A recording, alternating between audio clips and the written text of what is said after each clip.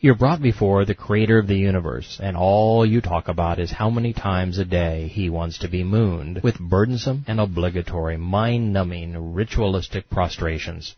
I don't think so. But then again, thinking is why I'm not a Muslim. So while we're on the subject, let's think about this. Why would Islam's lone prophet leave Allah's Kaaba in Mecca and fly to Yahweh's temple in Jerusalem to get to heaven? In all of Muhammad's flights of fancy, there are few more troubling questions than this one. Muhammad's Muslims were curious, albeit about minutiae. They wanted to know what the heavenly host looked like. Bukhari. Allah's apostle said, "On the night of my ascension to heaven, I saw Moses, who was a thin person, looking like one of the men of the tribe of Shanua. Then I saw Jesus with a red face, as if he had just come out of the bathroom. I swear, I'm not making this stuff up. And I resemble Abraham more than any of his offspring." And it's okay to scour the Bible for stories because... Bukhari. The messenger said, "Convey my teachings to the people, even if it were a single sentence, and tell the others stories of Israel which have been taught to you. For it is not sinful to do so. And whoever tells a lie on me intentionally will surely take his place in the hell fire."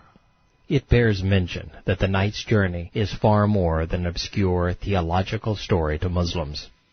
I personally met with members of Hamas, Al-Qaeda, Islamic Jihad, and Oscar Martyr's Brigade in Bethlehem in December of 2001.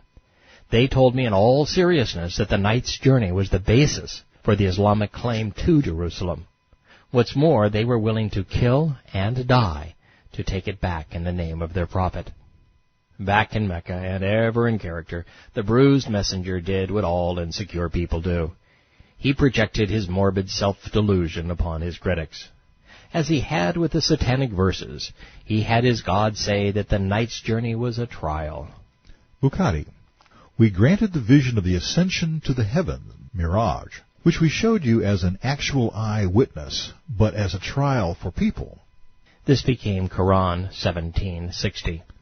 Allah's apostle actually saw with his own eyes the vision of all the things which were shown to him on the night journey to Jerusalem. It was not a dream. The 17th surah, named Children of Israel, reports, Quran 17, verse 60, "Your Lord circumscribes mankind, and he showed you the vision of the accursed tree of the Quran." This would be Zakum, the torture tree of hell. "It was a bone of contention for me, a trial for them. Thus do we instill fear and make them afraid."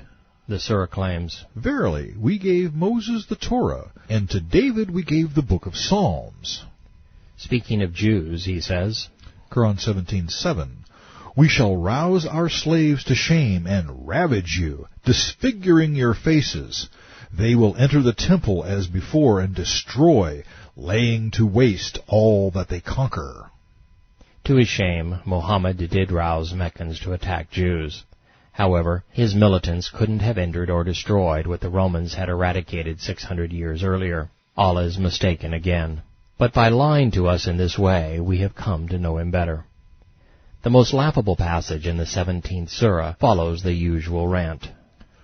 "Dread his punishment. Indeed, the Lord's torment is to be feared. He will inflict severe anguish." Nothing stops us from sending signs and proofs, except that earlier people rejected them as lies. We sent to Thamud the she-camel as a clear sign, but they treated her cruelly. It's hard to imagine anyone believes this is Scripture. The Islamic God just said, "We don't do miracles anymore because the Thamud hurt our camel." After saying the Quran was so well written, jinn and men couldn't conspire to compose the likes of it, we discover that Muhammad doesn't measure up, and there is no Quran. Quran 17, verse 90.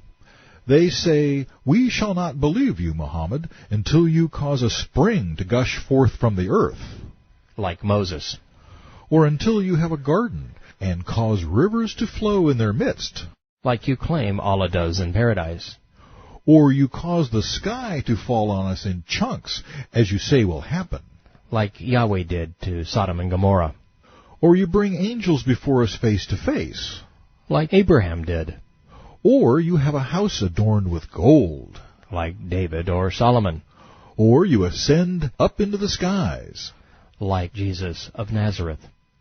No, we shall not have any faith in you until you send down to us a book that we can read, like the Bible.